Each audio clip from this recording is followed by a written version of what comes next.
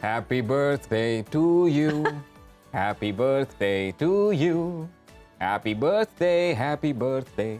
Happy birthday. जी किसको wish कर रहे हैं? मैं विश कर रहा हूँ जी, आज हमारे मुल्क की बड़ी अहम शख्सियत chief justice of Pakistan justice Qazi Faez Isa, जो कि 29वें चीफ जस्टिस ऑफ पाकिस्तान है, उनकी आज बर्थडे। उनको सुनो पाकिस्तान की पूरी टीम की जानिब से बर्थडे बहुत बहुत मुबारक हो। और इस पर हमने एक रिपोर्ट तैयार की है, आइए देख लेते हैं।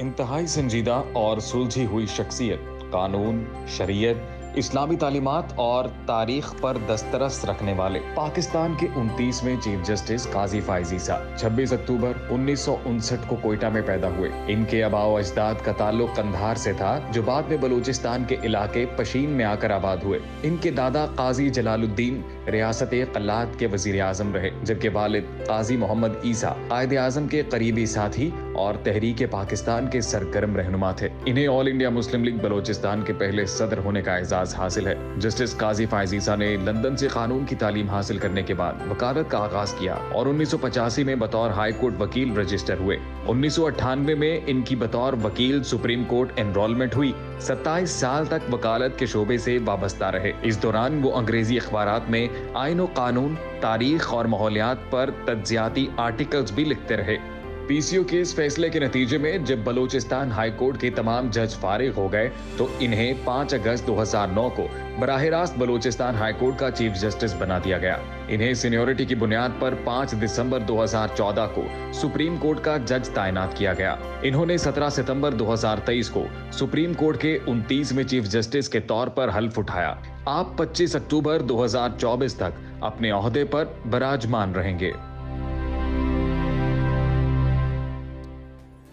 जी happy birthday justice Qazi Faez ईसा साहब। हमारी नेक तमन्नाएं, हमारी दुआएं आपके साथ हैं। आप यूं ही सेहतमंद और तवाना रहें, फले फूलें, ज़िंदगी में कामयाबी के झंडे गाड़ते रहें। वैसे बड़ा ही माशाल्लाह से कामयाब करियर रहा है जस्टिस काजी फाइज ईसा का।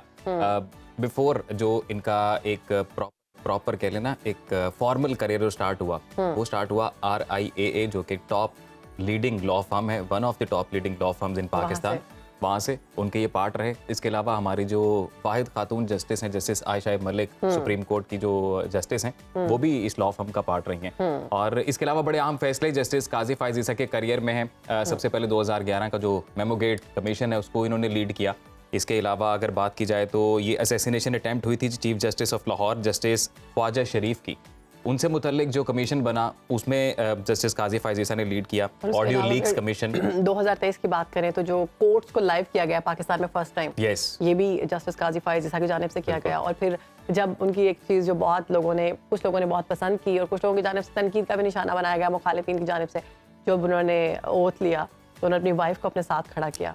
हाँ जी बिल्कुल। अच्छा, उसकी भी एक स्टोरी है और उसकी स्टोरी वो है कि इससे पहले जो कुछ मुश्किलात का उन्होंने सामना किया कि जब गालिबन 2019 की बात है ये, कि जब इनके खिलाफ एक रेफरेंस दायर किया गया था और प्रेसिडेंट के ऑफिस से वो रेफरेंस दायर किया गया था, जिसके बाद इनको कुछ इंटेरोगेशन का सामना करना पड़ा था और FBI में वो तमाम चीज़ें गई थी और वहाँ पर justice Qazi Faez Isa and Mrs Qazi Faez Isa की जानिब से कुछ इंटेरोगेशन का उन्हें सामना करना पड़ा, लेकिन वो फिर मामला हल हो गए उनके और अब वो 29वें चीफ जस्टिस हैं। तो उसी चीज़ को उन्होंने मद्देनजर रखते अपनी वाइफ को अपने साथ। और एक और चीज़ जो बहुत पसंद की गई जस्टिस काजी फाइज से, जब नामजद जस्टिस थे तो जड़ा वाला जो वाक़या हुआ था उस पर वो खुद गए, उन्होंने खुद जाकर देखा, वहाँ पर जो मुतासरीन से उनसे मुलाकात की, उनको हमदर्दी का एहसास दिलाया कि हम आपके साथ हैं और आपको इंसाफ दिलाएंगे। दोस्त वो मोटो भी हैं। जस्टिस काजी फाइज ईसा ने एक तो हज़ारा कम्युनिटी के ऊपर जो अटैक हुआ था उसके ऊपर, और फिर दूसरा जो फैजाबाद धरने वाला मामला था वो भी खासा खबरों की जीनत बना था। वहाँ पर भी बड़े अहम स्टार की तो स्कॉर्पियन है वो। और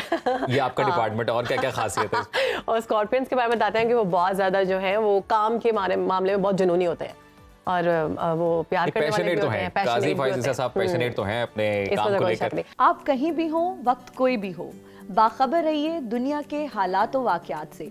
अभी सब्सक्राइब कीजिए सुनो न्यूज़ के YouTube चैनल को और क्लिक करें बेल आइकन को, ताकि आप हमेशा बाखबर रह सकें।